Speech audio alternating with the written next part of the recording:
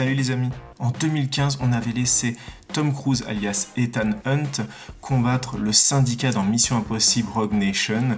Et il revient aujourd'hui dans un plus gros film avec encore plus d'action, encore plus de cascades démentielles. Mission Impossible Fallout. Mission Impossible Fallout est le 6e opus de la saga Mission Impossible et est réalisé par Christopher McGarry. On y retrouve bien sûr Tom Cruise dans son personnage d'Ethan Hunt, mais on retrouve aussi un petit nouveau, Henry Cavill, et aussi tous les anciens donc de Mission Impossible, avec notamment Simon Pegg qui fait partie lui aussi de l'IMF, la Impossible Mission Force. Mission Impossible Fallout faisant le lien avec Mission Impossible Rogue Nation, donc qui était l'opus numéro 5. Vous retrouverez forcément des personnages de l'ancien opus, donc qui vont faire le lien avec cette histoire, ce combat avec le syndicat. C'est un peu une suite qui se passe quelques temps après. Le film fait 2h27, vous verrez que ça n'a rien joué du tout parce qu'on n'a pas du tout vu le temps passer. Au niveau de l'histoire, vous découvrirez donc le combat contre le syndicat dans le précédent opus a laissé pas mal de traces à l'IMF, la Impossible Mission Force ou Force Mission Impossible. Et suite à un gros échec au début du film, l'IMF va devoir se reprendre en main et partir dans une course contre la montre aux quatre coins de l'Europe pour une mission très dangereuse avec des grosses répercussions où l'échec ne sera pas toléré parce que sinon les conséquences seront désastreuses.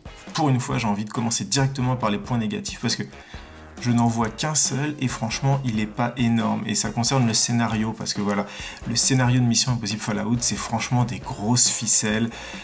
On arrive à peu près à tout prévoir en termes de trahison, d'arrivée d'ennemis, de rebondissements. Pas parce que c'est mal écrit, mais parce que c'est des ficelles qui sont connues, parce que c'est des techniques scénaristiques qu'on a déjà vues dans les autres Missions Impossibles, qu'on a vues dans plein d'autres films d'action. Mais je vais vous dire, franchement, c'est le seul point négatif, parce que tout le reste, c'est que du pur bonheur, et j'ai passé 2h27 de folie. Et en parlant de ces 2h27, j'ai seulement découvert après que le film faisait 2h27. J'avais pas regardé le temps avant.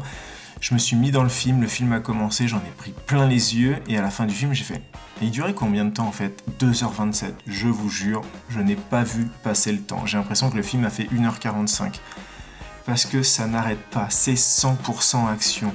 Il y a des scènes de course-poursuite en voiture, en moto, en hélicoptère, des bastons mais super bien chorégraphiés, très violentes, où les mecs se mettent des droites et des crochets mais à vous assommer un cheval.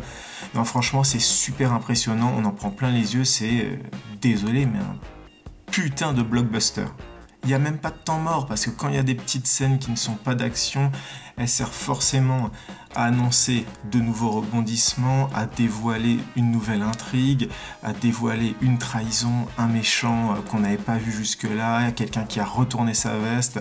Donc voilà, on ne s'ennuie jamais pendant Mission Impossible Fallout. Et puis surtout, ce qu'il ne faut pas oublier, et ce qui fait un peu le charme des Missions Impossibles, c'est depuis quelques années, c'est Tom Cruise himself qui fait toutes les cascades et forcément ça fait partie du business et de la communication autour du film et vous l'avez forcément vu quand il est venu à Paris. Donc on a vu sur les réseaux sociaux donc des extraits de Tom Cruise qui fonçait avec sa moto dans les rues de Paris, qui sautait d'un toit à un autre toit. Enfin bon, ça fait partie de la communication, il fait toutes les cascades et je peux vous garantir que les cascades qu'il y a dans Mission Impossible Fallout, elles vont vous donner la chair de poule et des fois j'ai eu très peur pour Tom Cruise. Il y a certaines scènes en hélicoptère, je me suis dit mais faites que ça soit sur fond vert et je savais que c'était pas sur fond vert.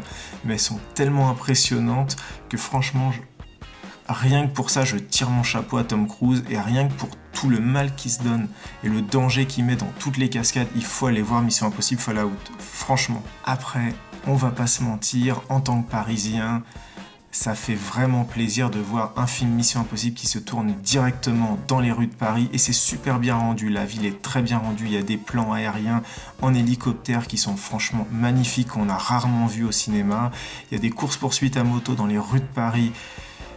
Franchement, prendre la place de l'Étoile en sens inverse, c'est très impressionnant. Il y a des courses de voitures, des courses-poursuites avec la police française et là aussi je trouve que c'est bien joué parce que Voilà, il y a des films qui rendent pas hommage à notre police, et notamment, par exemple, je me rappelle les films Taxi, où on se retrouve avec des policiers qui sont un peu débiles, où d'un seul coup, le gentil il fait un virage, et bah, le policier continue tout droit dans le poteau. Là, non, les policiers français à Paris, dans Mission Impossible Fallout, ils tiennent la route, c'est-à-dire qu'ils ne le lâchent pas d'une semelle, Ethan Hunt. Ils tournent, ils font des dérapages, ils escaladent comme lui, ils lui tirent dessus. Franchement, ça met en avant la police française et c'est plutôt une bonne chose pour une fois qu'elle soit pas ridiculisée dans un film. Et c'est marrant si vous êtes parisien de le voir dans Paris comme ça, et de dire ah il est passé par tel endroit, et puis de découvrir aussi Paris, ça fait quand même une belle campagne de publicité touristique pour Paris. Et donc voilà, il passe par des grands lieux de Paris, on voit des beaux bâtiments, mais tout ça bien sûr avec une belle couche d'action et de cascade, comme je vous le disais, très impressionnante. Et franchement, on voit pas du tout le temps passer, déjà parce qu'il y a énormément d'action et que quand on est dedans, on est dedans, franchement, on voit rien d'autre, on pense à rien d'autre. Et quand il n'y a pas de scène d'action, il y a aussi pas mal d'humour, grâce notamment à Simon Pegg, qui est un peu le clown de l'équipe IMF, donc qui n'hésite pas parce que il est un peu moins musclé, il est un peu moins courageux, qui n'hésite pas à sortir pas mal de blagues. Des fois, ça fait bien rire la salle, comme aussi d'ailleurs certaines scènes d'action qui sont peut-être un petit peu tirées par les cheveux, mais bon, franchement, c'est tellement impressionnant, Mission Impossible Fallout. Les décors, ils sont tellement sublimes et les chorégraphies de combat et de cascades sont tellement impressionnantes que des fois, même si c'est tiré par les cheveux, on s'en fout. Et notons le personnage d'Henry Cavill, qui joue l'agent Walker, si je ne me trompe pas, qui est franchement mais badass dans ce film. Je l'adore, et pour une fois, cette fois-ci, il a une moustache qui est pas retirée en post-prod. Et là, on le voit, donc, il est assez massif, et il y a des scènes de baston que vous avez pu voir dans la bande-annonce, de scènes de baston dans les chiottes, mais elles sont franchement géniales. Ce mec, il envoie du lourd, du très lourd, et ça fait le plaisir de le voir dans un autre rôle qu'un super-héros. Et franchement, j'ai adoré. Sincèrement, au début, j'étais vraiment pas fan de la licence Mission Impossible. Le premier, où il y avait Jean Reno et Emmanuel Béard, je le trouve sympa, mais on n'avait pas encore chopé ce qui faisait l'essence des Missions Impossibles. Là, ça fait 3 épisodes, je crois, donc c'était Protocole Fantôme, Rogue Nation et maintenant Fallout. On a atteint le summum. On a atteint ce qui fait, on a réussi à choper ce petit plus qui fait tout le bonheur des Missions Impossibles, c'est-à-dire des scènes d'action mais complètement folles, chorégraphiées par des professionnels et surtout réalisées comme ça, jouées par un Tom Cruise mais qui n'a peur de rien, qui n'hésite pas à se mettre en situation, je vous garantis, mais les scènes d'hélicoptère de Tom Cruise, c'est vraiment très impressionnant. Ouais, je suis devenu un fan de la licence Mission Impossible. C'est le genre de film que j'attends tous les 2-3 ans parce que voilà, je sais que Tom Cruise, il va se donner encore à 200%, qu'on va encore en prendre plein les yeux. Et voilà, c'est le cas avec Mission Impossible Fallout. Il faut aller voir Mission Impossible Fallout. C'est le blockbuster de l'été. Vous allez pas vous ennuyer, c'est impossible. Si vous aimez les Jason Bourne, si vous aimez forcément les Missions Impossibles, les James Bond, les Fast and Furious, c'est le film pour vous parce que vous allez en prendre plein les yeux. Vous l'aurez compris, j'ai adoré Mission Impossible Fallout qui sortira le 1er août 2018 au cinéma et je ne peux que vous le conseiller. Non mais franchement, allez le voir. Non mais allez le voir.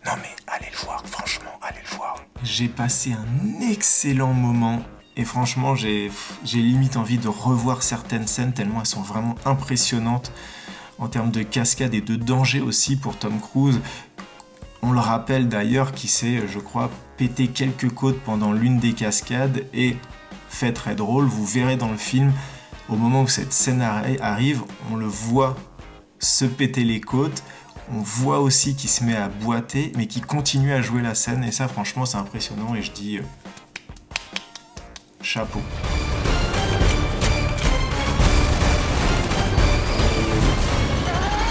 Voilà, c'était mes premières impressions sur Mission Impossible Fallout qui sort le 1er août 2018 et qui dure 2h27. J'espère que ça vous a plu, j'espère franchement que ça vous a donné envie d'aller voir le film. Si vous l'avez vu, n'hésitez pas à me mettre dans les commentaires ce que vous en avez pensé, n'hésitez pas à vous abonner à la chaîne, n'hésitez pas à me mettre un petit pouce vers le haut et nous on se retrouve très bientôt pour un nouveau film. Ciao!